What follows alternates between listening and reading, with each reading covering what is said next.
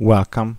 In this video we are going to continue our PySide journey, and you will see how you can represent data with the tree widget. And let's jump right into it. So let's call this tree widget.py.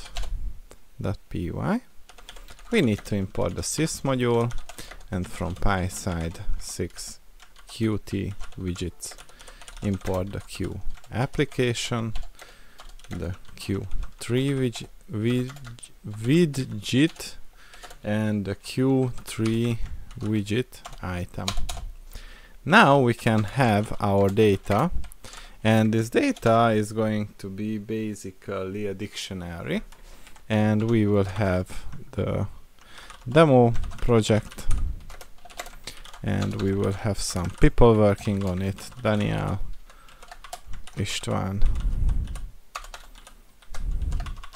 and Géza. We will have another project,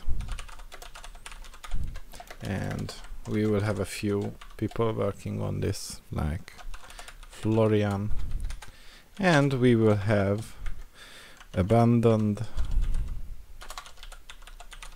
project where no one is working anymore. Alright,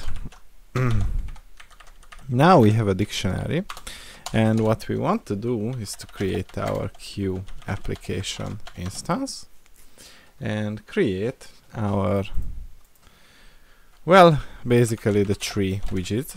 So Q3 widget, and we have a tree that set column count. We will have 2 columns, and set header labels is going to take the project and the workers.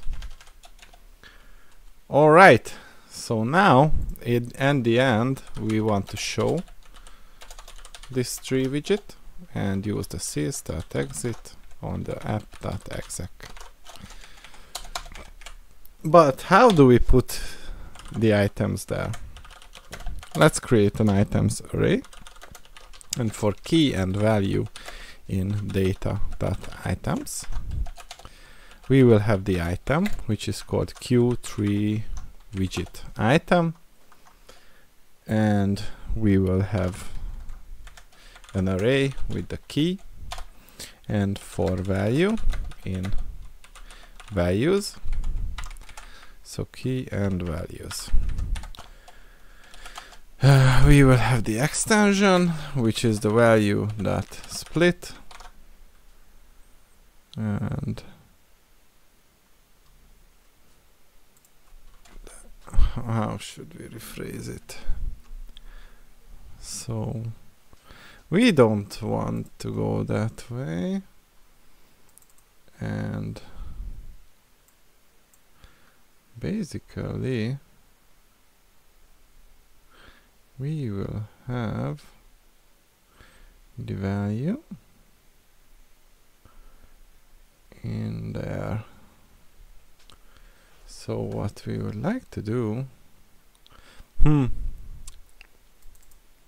let's call this test.py, main.py, and init.py, and have the main.py,